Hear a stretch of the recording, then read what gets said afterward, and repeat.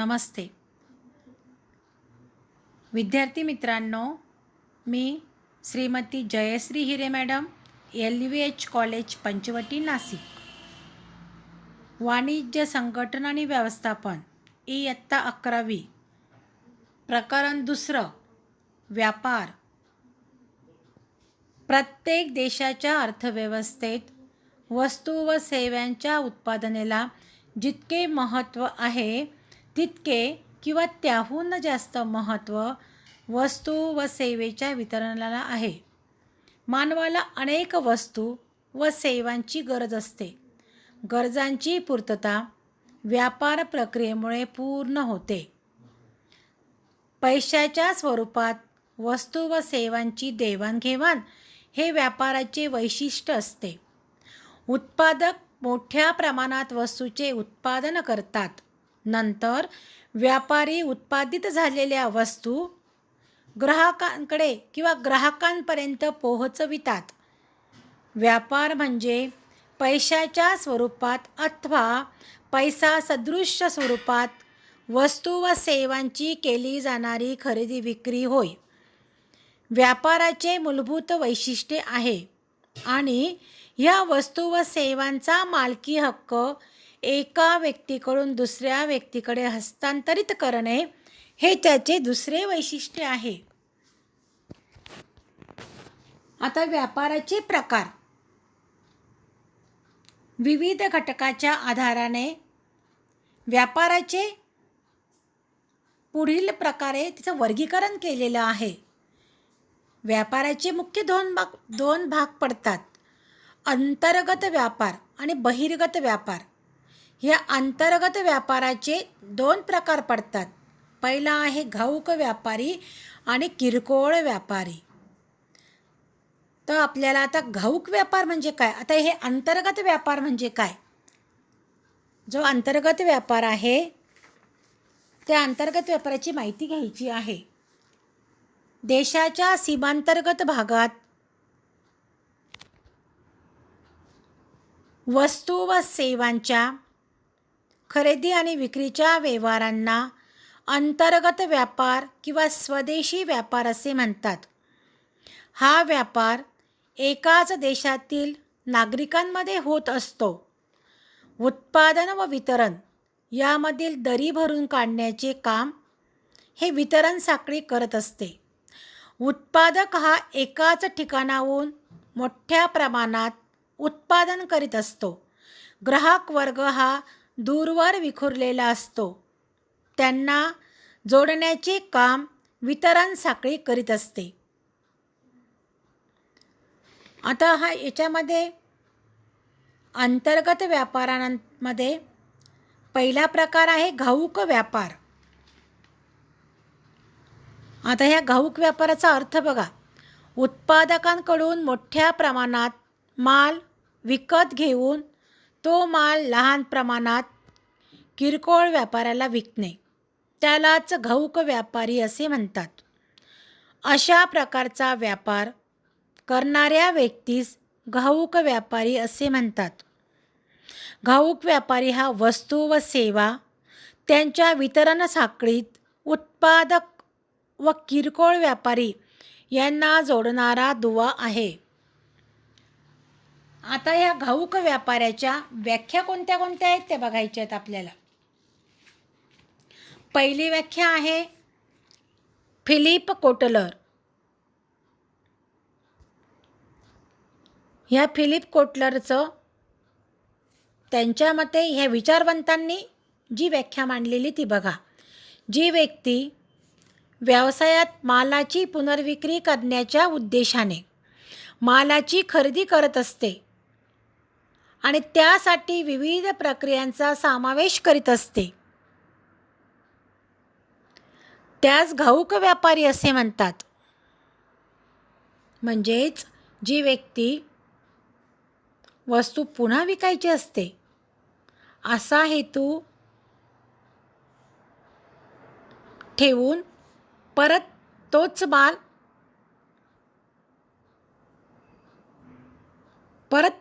विकत असते, म्हणून त्यांनी घाऊक व्यापारी असे म्हटलेले आहे. आता इलेवन थॉमस यांच्या हे दुसरे विचारवंत आहेत. त्यांनी काय मांडलेली व्याख्या ती बघा. जी व्यक्ती खऱ्या अर्थाने उत्पादक नसते व किरकोळ व्यापारी नसते, परंतु दोघांमध्ये जोडणारा दुवा म्हणून जे काम करते त्याला घाऊक व्यापारी असे म्हणतात. म्हणजेच घाऊक व्यापारी हे उत्पादन तयार करीत नाही किंवा वस्तूचं मॅन्युफॅक्चरिंग करत नाही, वस्तूचं उत्पादन करीत नाही आणि ती किरकोळ व्यापारी पण नसते. या दोघांना जोडणारी जी व्यक्ती असते तिलाच घाऊक व्यापारी असे म्हणतात. आता बघा, हे घाऊक व्यापारी मोठ्या पद्धतीने माल खरेदी करतात आणि मोठ्या पद्धतीने वस्तू बघा, जास्तीत जास्त वस्तू हे दुकानात ठेवत असतात. त्यामुळे ग्राहकांना भरपूर सुविधा मिळत असतात. हा घाऊक व्यापारी डायरेक्ट उत्पादकांकडून किंवा फॅक्टरीमधनं मोठ्या पद्धतीने माल आणतो आणि तो माल किरकोळ व्यापाऱ्यांना म्हणा किंवा ज्याला लागेल त्याला तो विकत असतो, म्हणून त्याला घाऊक व्यापारी असे म्हणतात. आता ह्या घाऊक व्यापाराचे वैशिष्ट्ये कोणते कोणते आहेत हे बघायचे आहेत आपल्याला. आता ह्या घाऊक व्यापाराची वैशिष्ट्ये, पहिलं वैशिष्ट्य आहे मोठ्या प्रमाणात खरेदी. घाऊक व्यापारी उत्पादकांकडून मोठ्या प्रमाणात वस्तूंची खरेदी करतो. व्यावसायिक धोका. वस्तू वितरणाचा उत्पादक व किरकोळ व्यापारी यांच्यापेक्षा जास्तीत जास्त धोका घाऊक व्यापारी घेत असतो. विशेषीकरण. विशिष्ट प्रकारच्या वस्तूंची वितरणाची जबाबदारी घेत असतो. भांडवल गुंतवणूक. घाऊक व्यापाऱ्याला मोठ्या प्रमाणात मालाची भांडवल गुंतवणूक करावी लागत असते. किमतीत स्थिरता व नियंत्रण. बाजारपेठेतील मागणी व त्याच्यानुसार पुरवठा यावर घाऊक व्यापाराचे नियंत्रण असते व त्याद्वारे तो बाजारातील वस्तूंच्या किमती स्थिर प्रस्थापित करीत असतो. नंतर उत्पादकाला माहिती पुरविणे. बाजारपेठेतील मागणीची किंवा बाजारपेठेतील मागणीचा विशेषाचे जे ज्ञान असते किंवा बाजारपेठेतील मागणीविषयीचे जे ज्ञान आहे घाऊक व्यापारी उत्पादकांना वेळोवेळी पुरवत असतो. नंतर किरकोळ व्यापाऱ्यांना आवश्यकतेनुसार विक्री. घाऊक व्यापारी किरकोळ व्यापाऱ्यांना मागणी केल्यानंतर किंवा त्यांच्या आवश्यकतेनुसार मालाचा पुरवठा करीत असतो. नंतर बाजारपेठेतील कार्य.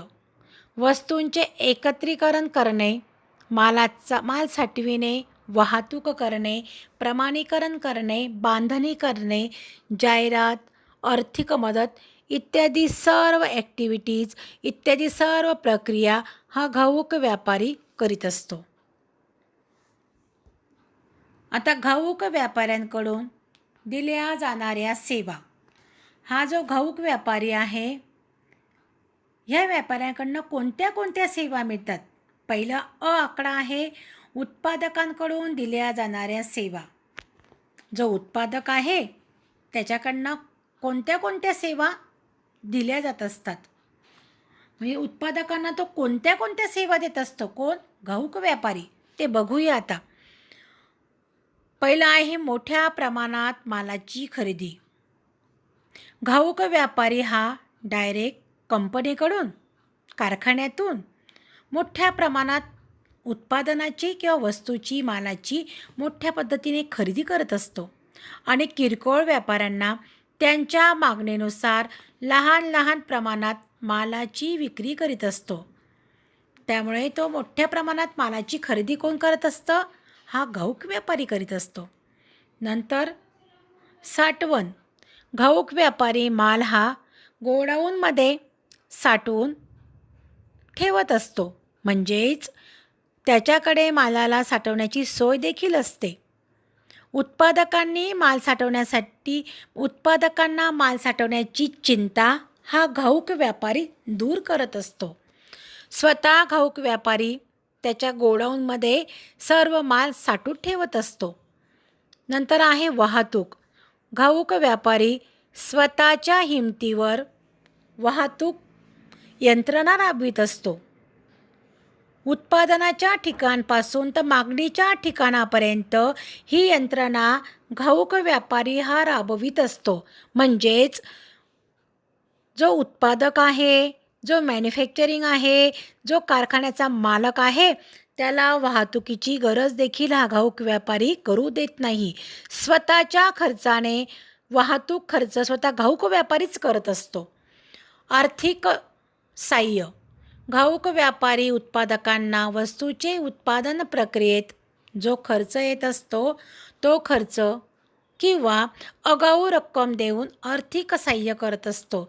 ज्यावेळेस कारखान्यातील मालकाला अडचण असेल, काही समस्या असतील, आर्थिक अडचणी असतील, त्यावेळेस उत्पादकाच्या जे उत्पादन करीत असताना त्या प्रक्रियेमध्ये जो खर्च येतो त्या खर्चासाठी सुद्धा आगाऊ रक्कम किंवा ॲडव्हान्स रक्कम स्वतः घाऊक व्यापारी त्या उत्पादकाला किंवा त्या कंपनीच्या मालकाला देत असतो.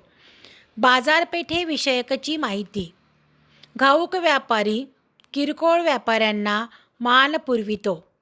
किरकोळ व्यापाऱ्यांना बाजारपेठेविषयी महत्त्वपूर्ण व अद्ययावत माहितीही मिळत असते. कुणाकडनं मिळते?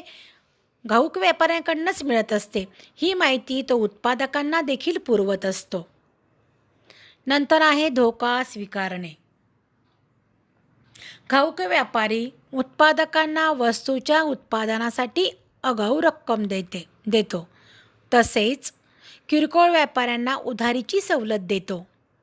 मागणी येईपर्यंत मालाचा साठा देखील करून ठेवतो आणि बाजारपेठेतील मोठा धोका देखील स्वीकारत असतो. नंतर शेवटचा पॉईंट्स आहे बाजारपेठेविषयक कार्य.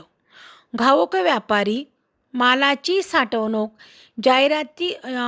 जाहिरात, विक्रीसाठी विविध प्रयत्न करतो आणि इत्यादी कामं तो उत्पादकाच्या वतीने करत असतो.